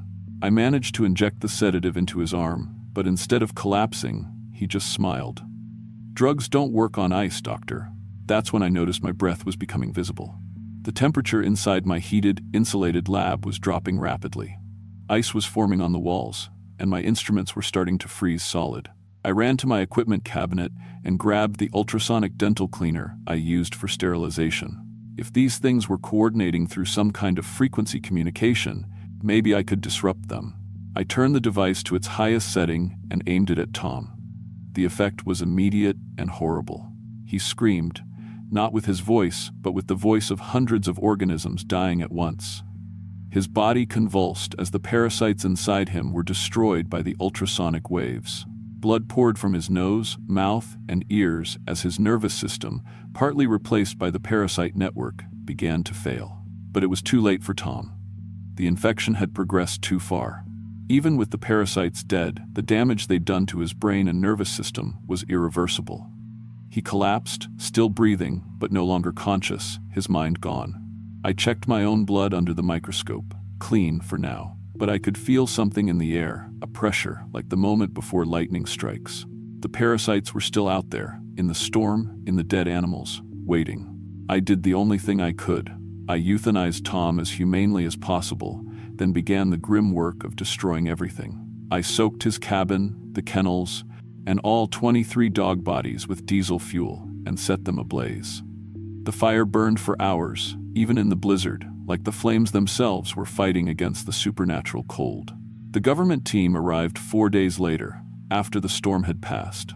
Men in military gear who asked no questions about the burned ruins or Tom's disappearance. They tested my blood, confiscated my equipment, and made me sign documents that essentially erased the incident from official records. But they couldn't erase what I learned. Dr. Sarah Chen, the lead researcher, let slip more than she should have during my debriefing. These organisms, they're calling them cryophilic parasitic complexes, have been awakening all across the Arctic as permafrost melts. Each outbreak follows the same pattern. Sudden, extreme cold snaps, coordinated animal deaths, host organisms that demonstrate collective intelligence. The really disturbing part, Dr. Chen said, is that they're learning. Each outbreak, they get better at concealing themselves, better at spreading, more efficient at taking control of host nervous systems. I was reassigned to a monitoring position. Officially, I consult on unusual veterinary pathologies in extreme weather conditions.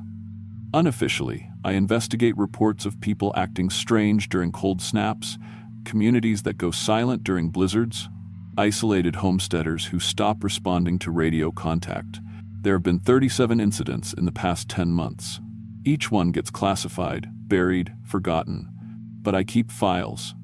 I track the patterns. The parasites are spreading south. Each winter, they appear a little further from the Arctic Circle. And they're getting smarter. The latest hosts don't show obvious symptoms until the transformation is nearly complete. They're learning to hide among us. Last week, I got a call from a school in Fairbanks. 23 children had gone missing during a blizzard, only to be found the next morning standing in a spiral pattern in the school playground. All of them claimed they didn't remember how they got there. All of them had started craving raw meat.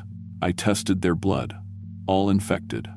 But when I tried to report it, I was told the children were experiencing trauma-related behavioral changes and to keep my paranoid theories to myself. They're in the government now. The parasites. I can tell by the way certain officials' eyes reflect light differently, by the way they speak in perfect unison during conference calls, by the way they never seem to feel cold even in unheated buildings. The worst part is knowing what they're planning. Each host they take makes them stronger, more coordinated. They're not just spreading randomly, they're positioning themselves. Scientists, weather forecasters, emergency response coordinators, military personnel. Anyone who could influence how society responds to extreme weather events. Because the final phase isn't just taking individual hosts, it's triggering a new ice age. And this time, when the world freezes over, they'll be in control of the infrastructure, the communications, the emergency response systems. Humanity will freeze in the dark while the parasites use our own civilization to ensure their perfect, eternally cold world. I'm writing this from a cabin 60 miles north of Nome. The temperature has been dropping for 3 days straight, far below what any weather service predicted. The aurora borealis has been visible even during daylight hours, forming geometric patterns that match what I saw in those blood samples.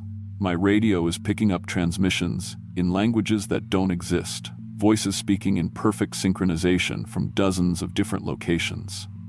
They know I'm here. They know what I've discovered. If you're reading this, if somehow this account survives what's coming, you need to understand, when the next ice age begins, it won't be climate change. It'll be them. The white worms, using our own bodies and our own technology to remake the world in their image. And the cold they bring won't just freeze your body, it'll freeze your soul. Transmission ended. Asterisk recovered from. Mobile Veterinary Unit #47, found abandoned 73 miles. NE of Nome, Alaska, March 15, 2024. Dr. Amanda Foster listed as missing person. Investigation ongoing.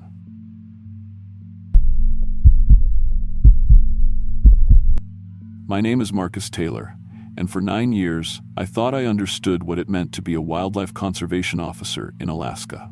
I'd tracked wolves through the Denali wilderness, relocated aggressive brown bears from populated areas, and spent weeks alone in conditions that would break most people. The Alaskan wilderness doesn't forgive weakness, and I'd learned to respect its power while never backing down from my duty to protect the animals that call it home. But what happened during the January 2024 blizzard near Prudhoe Bay changed everything I believed about the natural world. The taste of that metallic Arctic air still wakes me up at night, and I can't look at snow the same way anymore. I was stationed at Research Outpost Delta 7, monitoring polar bear populations in the Arctic National Wildlife Refuge. The outpost was a fortress against nature. Reinforced steel walls, triple-paned windows, backup generators, and enough MREs to last 3 months. At least, that's what I told myself as I watched the weather reports predicting the worst blizzard in recorded Alaskan history. The storm started January 30th, with winds that made the entire building vibrate like a tuning fork. I could feel the cold seeping through walls designed to withstand -60 degrees, but my thermometer read -112. The generator's diesel fuel was starting to gel despite the antifreeze additives. That's when the first radio transmission came through the static. Livestock attacks, wrong-colored bears, blue fur, larger than anything we've seen. The transmission broke up before I could respond, but something in the hunter's voice made my stomach clench. I'd worked with the local Inupiat hunters for years. These weren't people who spooked easily. They'd lived on this land for generations and knew every creature that walked, swam, or flew across the tundra. I decided to review my trail camera footage while the storm raged. The cameras had been running for 6 weeks, automatically uploading to my server whenever they detected movement. I'd been so busy with equipment maintenance and supply inventories that I was behind on analysis. The first few videos showed normal polar bear behavior, solitary hunting, territorial marking, the usual patterns I'd documented hundreds of times. But as I scrolled through the recent footage, my mouth went dry. These weren't normal polar bears. The creatures in my cameras had skulls that were wrong, elongated like wolves, with jaw structures that seemed designed for different prey than seals. Their claws were nearly 3 times normal length, black instead of the typical ivory color. Some had what looked like additional limbs, not deformities, but fully functional appendages that moved with deliberate purpose. But the footage that made my hands start shaking showed them hunting in perfect coordination. 6 bears working together like a pack of wolves, communicating through vocalizations I'd never heard before. Polar bears are solitary, except during mating season. They don't hunt together. They don't strategize. They don't use pack tactics. I ran radiation readings around the outpost using my environmental monitoring equipment. The Geiger counters clicking accelerated as I moved northeast toward the old distant early warning station.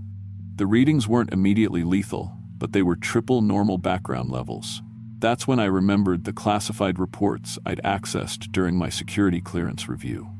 The DEW station had been used for nuclear waste disposal in the 1,960 seconds before environmental regulations existed. The military had simply buried contaminated materials in permafrost, assuming it would stay frozen forever. Climate change had other plans.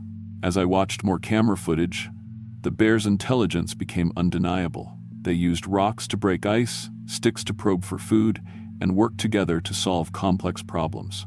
In one video, I watched them systematically dismantle a research cache, removing each bolt in sequence like they understood mechanical construction. The worst discovery was in the metadata timestamps. These bears had been observing my outpost for 3 weeks, positioning themselves at different vantage points throughout each day. They weren't just passing through their territory, they were studying human behavior with the patience of predators learning their prey. By evening, the blizzard had reached full fury. The wind didn't just howl, it screamed with a sound that made my teeth ache. Ice formed on the inside of the windows despite the heating system running at maximum. That's when the power went out. I switched to backup power and grabbed my thermal binoculars to check the perimeter. 6 massive heat signatures moved through the storm with impossible coordination. They were enormous, the largest easily 12 feet tall when upright. Their body temperature registered higher than normal polar bears, and they moved through the -100-degree wind like it was a spring breeze. The Alpha, the largest of the pack, approached the building's main support cable. With deliberate precision, it severed the power line with claws that cut through steel-reinforced cables like they were fishing line. These creatures hadn't just adapted to survive radiation exposure, they'd evolved enhanced intelligence and were using it to hunt me. I activated emergency protocols and tried to radio for help, but the storm was blocking all frequencies. Through the thermal cameras, I could see the bears examining the building's infrastructure. They tested load-bearing points, inspected ventilation systems, and probed for weaknesses with the methodical approach of engineers. The Alpha stood directly in front of the main entrance and began what I can only describe as a structural analysis. It examined the door frame, calculated angles, and even seemed to be estimating the building's internal layout. When it looked directly into the security camera, those eyes reflected the infrared light with an intelligence that made my vision blur with panic. They began systematic psychological warfare around midnight. The bears started making sounds that almost resembled human speech, not words exactly, but vocalizations with cadence and inflection that triggered something primal in my brain. I heard what sounded like my name being called from outside, spoken in voices that were nearly human but wrong in ways that made my skin crawl. Marcus. Marcus. The sound came from multiple directions, each voice slightly different but all carrying the same hungry intelligence. They were learning to mimic human communication patterns, testing responses like scientists studying lab rats. I tried using emergency flares to drive them away from the generator housing. The bears retreated temporarily, then adapted their approach to stay upwind from the smoke. When I activated the facility's alarm system, They located and destroyed the external speakers within minutes, working with efficiency that suggested they understood electronic systems. Around 2 a.m., they started dismantling the building. The sound of rending metal filled the air as claws that could cut steel began peeling away the outpost's protective barriers. I watched through cameras as they systematically removed external panels, exposing insulation and internal structures. Their strength was beyond anything in nature. They bent support beams that required industrial equipment to install. I realized these creatures had been observing human construction techniques, learning our weaknesses, preparing for this exact scenario. They knew where buildings were vulnerable because they'd watched us build them. The temperature inside began dropping as they opened the building's envelope to the storm. My breath came out in clouds that froze instantly, and ice began forming on every metal surface. The backup generator's fuel was thickening despite the heating elements, and I knew I had maybe 2 hours before complete system failure. I had two choices: stay and freeze to death as they systematically opened the building to the elements, or attempt to reach the emergency cache 2 miles away through a blizzard that was killing everything exposed to it. I chose to run, and the moment I opened the emergency exit, I knew they'd been waiting. The Alpha stood 20 feet from the door, its massive form barely visible through the blowing snow. When our eyes met, it made a sound that was almost laughter, a huffing vocalization that contained too much intelligence, too much mockery. It had known I would run. It had predicted my decision and positioned the pack accordingly. I ran into the Alaskan night with 6 enhanced predators, hunting me through conditions that should have killed us all. The cold hit like a physical blow, instantly freezing the moisture in my nose and making each breath feel like swallowing broken glass.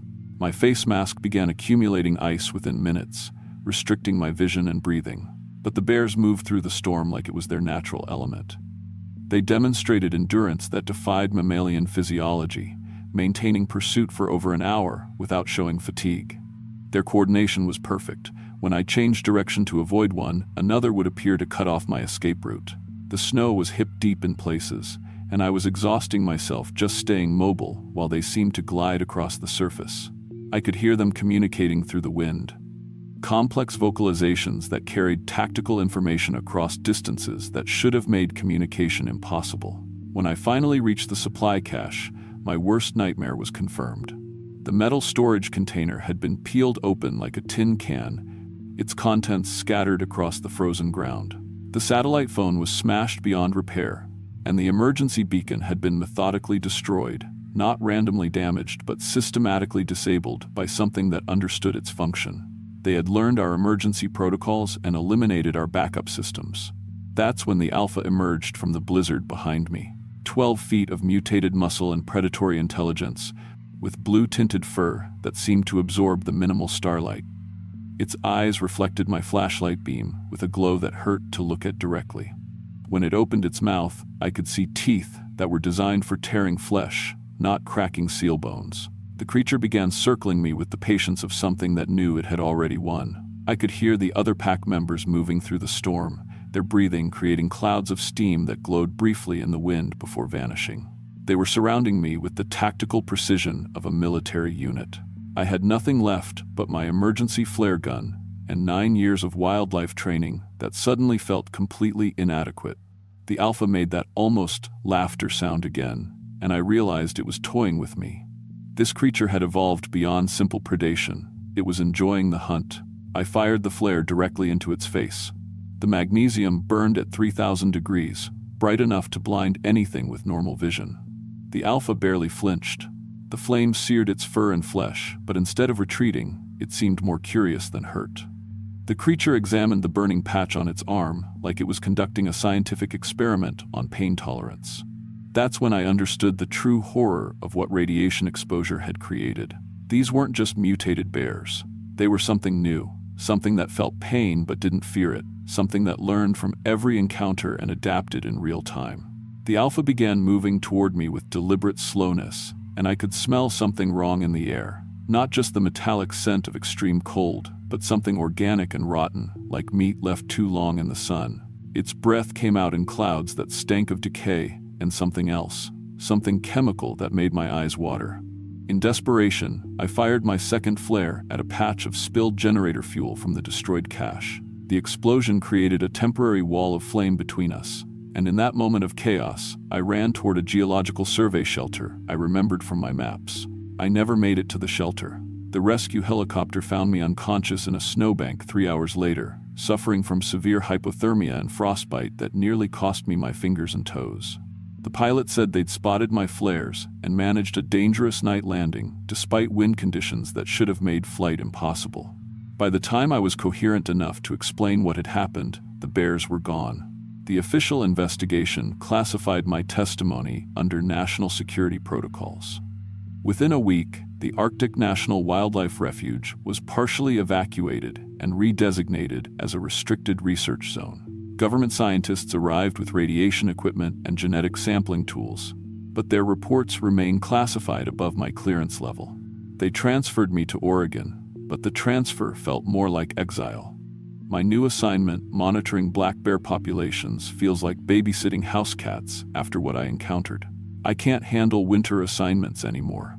Even normal cold makes my hands shake and brings back the taste of that metallic air, the sound of metal being torn apart by claws, the intelligence in those reflective eyes. The worst part is the certainty that they're still out there. I have contacts who work the classified monitoring stations, and they whisper about things they're not supposed to discuss.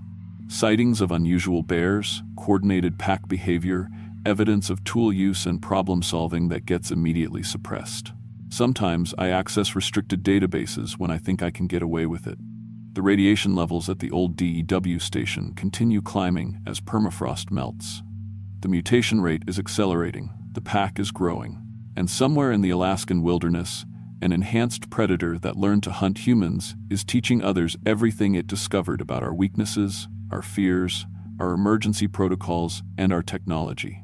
I wake up some nights convinced I can hear that almost laughter carried on the wind, getting closer each winter as they spread south, learning and adapting with each encounter. The government says the situation is contained. But I remember the intelligence in those eyes, the systematic way they dismantled everything I trusted to keep me safe. They're patient, they're learning, and winter lasts a long time in Alaska. I just pray they never figure out how to operate door handles.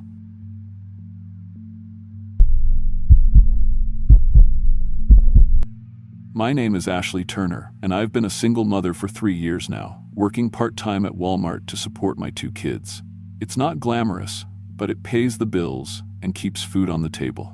I've dealt with difficult customers, worked double shifts during holidays, and stretched every dollar until it screams. But what happened on January 14th, 2024, in our duplex in Wasilla, Alaska, changed everything I thought I knew about protecting my children. Sometimes the most innocent things become the most terrifying. I've lived in Alaska my whole life, so I'm used to harsh winters. But this storm was different. The Weather Service called it historic, the worst blizzard in Alaska's recorded history. Temperatures dropped to negative 103 degrees Fahrenheit, with winds hitting 165 miles per hour. When you work retail, you learn to plan ahead for bad weather because customers panic buy everything. I'd stocked up on food, batteries, and firewood the week before. Emma, my 7-year-old, and Tyler, my 9-year-old, were home from school. The school district had closed for the first time in 15 years. Our duplex sits on the edge of town, and by Tuesday morning, most of our neighbors had evacuated to the emergency shelter downtown. My car wouldn't start. The battery died in the extreme cold, so we were stuck. The power went out around 10 in the morning. I gathered the kids in our living room around the fireplace. We had enough firewood for maybe 2 days if I was careful. The house creaked and groaned like it was in pain. Ice formed on the inside of the windows within an hour. "Mom, this is like camping," Emma said, bouncing on the couch. She wore her pink pajamas and fuzzy slippers, wrapped in her favorite blanket with cartoon cats on it. Tyler sat next to her, playing his Nintendo Switch until the battery died. "Can we make hot chocolate?" "Not right now, buddy. The stove won't work without electricity." I was trying to stay calm for them, but I could feel the cold creeping into the house. Even with the fire, the temperature was dropping fast. The wind outside sounded like a freight train. Snow piled against the windows so thick you couldn't see through it. That's when Emma pressed her face against the glass. "Mom, there are kids outside." I looked up from the fire. "What do you mean?" Look, they're playing in the snow. I walked over to the window and looked out. All I could see was white. The snow was falling so hard, and the wind was so strong that you couldn't see 5 feet in any direction. Honey, there's nobody out there. It's too cold and windy. But I can see them, Emma insisted. There's a girl with blonde hair and a boy in a red shirt. They're building snowmen. Tyler came over and looked too. Yeah, I see them. There's like 6 kids out there. How come they're not cold? My stomach tightened. I pressed my face against the frozen glass and looked harder. For just a second, I thought I saw something moving in the backyard. Shapes that looked like small figures. But it had to be snowdrifts or something blowing in the wind. Kids, stay away from the windows. The glass might break from the wind. But as I watched, the shapes became clearer. They did look like children, maybe ages 5 to 12.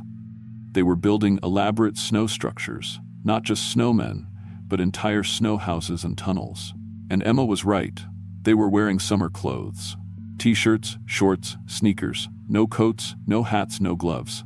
No living child could survive outside in these conditions for 30 seconds, let alone hours. The children in the snow started waving at my kids. Emma waved back. Can I go play with them? Emma asked. Absolutely not. I grabbed some spare blankets and hung them over the windows. Nobody goes outside. Do you understand me? But Mom, no buts, it's dangerous. Tyler tugged on my sleeve. Mom, they're calling our names. I froze. What? Listen.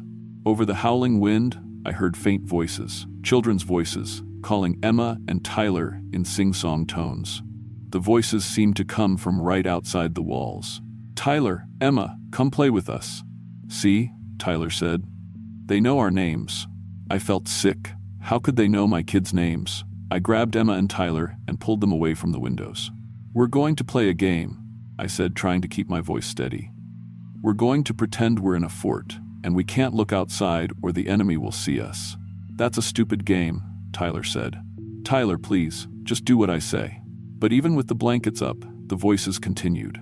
They got louder and more insistent.